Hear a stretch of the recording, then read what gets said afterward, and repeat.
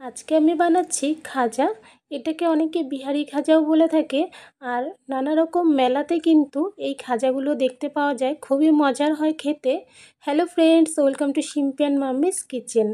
আজকে আমি তোমাদের সঙ্গে খাজা রেসিপি শেয়ার করব, খুবই মজার একটা রেসিপি। আর এই রেসিপিটা বানিয়ে কিন্তু কয়েকদিন পর্যন্ত রেখে খাওয়া যায়, খুবই মজার খেতে। তাহলে আর বেশি কথা না বলে চলো রেসিপিটা শুরু করা যাক। সবার প্রথমে আমি ময়দা মেখে নেব। তো একটা থালার মধ্যে এখানে আমি নিয়ে নিচ্ছি 2 কাপ ময়দা।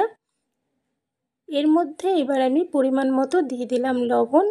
এর সঙ্গে সামান্য একটু দিয়েছি বেকিং সোডা। আর এটাকে মাঝখানে একটু ফাঁক করে নিয়ে এর মধ্যে এবার আমি দিয়ে দিচ্ছি ঘি। দু কাপ এখানে আমি ময়দা নিয়েছিলাম, তাই 2 চামচ এখানে আমি ঘি অ্যাড করেছি। তোমরা অবশ্যই রিফাইন অয়েল বা ডালডা দিয়েও এটা করতে পারবে, তবে ঘি দিলে ফ্লেভারটা খুবই ভালো আসে। ভালো করে একটু মেখে নিচ্ছি, খুব বেশি কিন্তু এটাকে ময়াম দেওয়ার দরকার নেই, হালকা একটু মেখে নিলেই হবে। এবার এর মধ্যে অল্প অল্প জল দিয়ে আমি কিন্তু একটা ডো তৈরি করে নেব। আর নর্মাল আমরা যেরকম রুটি বানানোর জন্য ডো বানাই, তার থেকে একটু শক্ত করে কিন্তু ডোটা আমি বানিয়ে নিচ্ছি এখানটায়। ডোটা এখানে তৈরি করে নেওয়া হয়ে গেছে দেখো। এবার এখানে একটা কাজ করতে হবে, সেটা হচ্ছে এই দেখো, এই ডোটার থেকে এরকমভাবে অল্প অল্প করে আমি ছোট ছোট করে ছিঁড়ে ছিঁড়ে এইভাবে রাখছি। পুরোটাই কিন্তু এইভাবে করে করে নিচ্ছি। আর এই প্রসেসটা কিন্তু অবশ্যই করবে, তবে 3-4 বার করে নিতে পারো, তাতে করে অনেক ভালো হবে।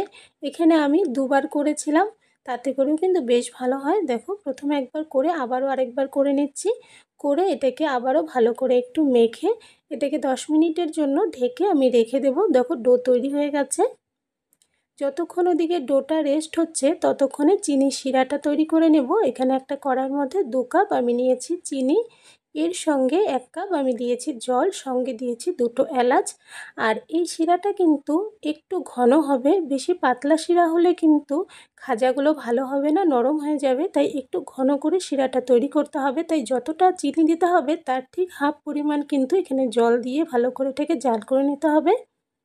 এখানে দেখো প্রায় 3-4 মিনিটের মতন আমি কিন্তু জাল করে নিয়েছি হাই হিটে। আর চিনিটাও বেশ সুন্দর গলে গিয়েছে, আর এই শিরাটা কিন্তু ফুটছে। আর এটার মধ্যে কোনো তার হবে না, তবে বেশ একটু আঠালো শিরা কিন্তু এখানে তৈরি করতে হবে। আমার শিরাটা এখানে একদম রেডি হয়ে গেছে। এটাকে এবার গ্যাস বন্ধ করে নামিয়ে রাখছি। ঠান্ডা হওয়ার পর কিন্তু আরও একটু ঘন হবে। এদিকে একটা বাটির মধ্যে আমি 2 চামচ নিয়েছি রিফাইন অয়েল, সঙ্গে আমি 2 চামচ দিয়ে দিচ্ছি ঘি। তোমরা চাইলে এই পুরোটা ঘি দিয়ে করতে পারবে বা পুরোটা রিফাইন অয়েলেও করতে পারবে, তবে আমি এখানে ঘি আর রিফাইন অয়েল মিক্সড করে করলাম। এর মধ্যে 3 চামচ আমি দিয়ে দিলাম ময়দা, দিয়ে ভালো করে মিশিয়ে একটা ব্যাটার মতন আমি এখানে তৈরি করে নিচ্ছি। এটা কিন্তু অবশ্যই বানিয়ে নেবে। আর এটা আমি কি কাজে লাগাবো সেটাও কিন্তু তোমাদেরকে দেখাবো। এটা রেডি হয়ে গেছে। এদিকে আমি ডোটা নিয়ে নিলাম, রেস্ট হয়ে গেছে 10-15 মিনিটের মতো। দেখো, আগের তুলনায় একটু নরমও হয়ে গেছে কিন্তু।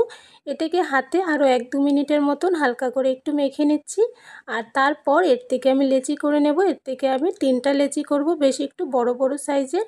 দেখো, বেশ একটু বড় করেই কিন্তু আমি 3টা লেচি করে নিয়েছি। এবার তার মধ্যে থেকে একটা লেচি নিয়ে ভালো করে গোল করে নিয়ে উপর থেকে ময়দা ছড়িয়ে দিলাম। একটু বেশি করেই কিন্তু ময়দা এখানে দেবে, দিয়ে ভালো করে এটাকে বেলে নিতে হবে। আর এটাকে আমি কিন্তু খুব বেশি পাতলা নয়, তবে আমরা নর্মাল যে রুটি বানাই তার থেকে একটু পাতলা করে কিন্তু রুটিটা বেলে নেব, একটু বড় করে। দেখো, বেশ বড় করে কিন্তু রুটিটা আমি বেলে নিয়েছি। এবার এটার মধ্যে যেহেতু হচ্ছিল না, তাই একটা বড় থালার মধ্যে উঠিয়ে নিলাম রুটিটাকে। এবার তেল আর ময়দার যে আমি মিশ্রণটা বানিয়ে রেখেছিলাম সেটা কিন্তু এইখানে দরকার পড়বে।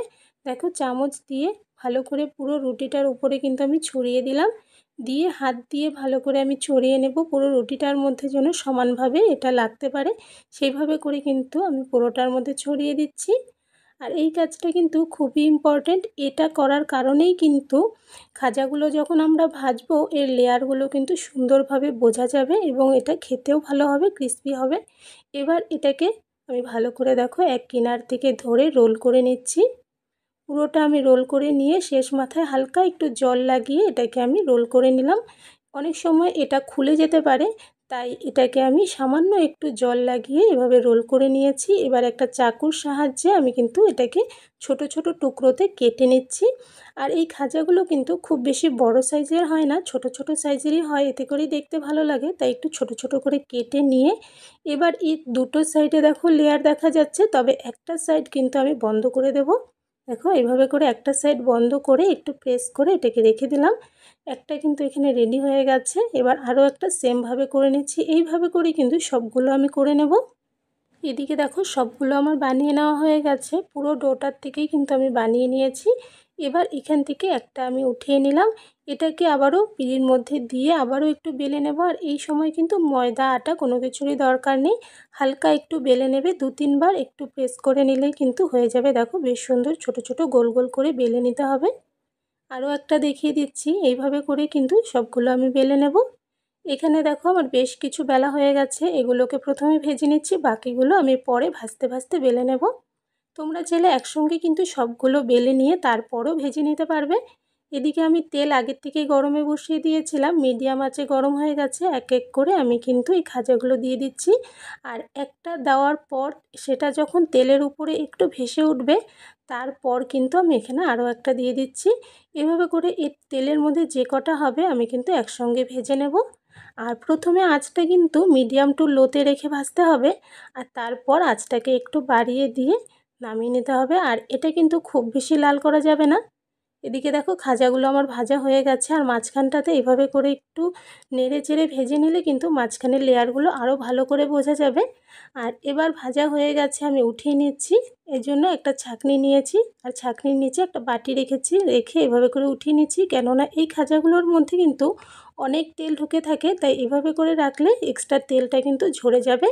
আর এই খাজাগুলো কিন্তু খুব বেশি লাল হয় না, তাই এখানে হালকা কালার করে ভেজে উঠিয়ে নিতে হবে। সেকেন্ড ব্যাচে সেম প্রসেসে কিন্তু আরও কিছু আমি ভেজে নিচ্ছি। এদিকে দেখো সবগুলো খাজা আমার কিন্তু ভেজে নেওয়া হয়ে গেছে, আর কত সুন্দর লেয়ারগুলো বোঝা যাচ্ছে। দেখো এভাবে করে কিন্তু তোমরা এই খাজাগুলো ঘরে খুব সহজে বানিয়ে নিতে পারবে।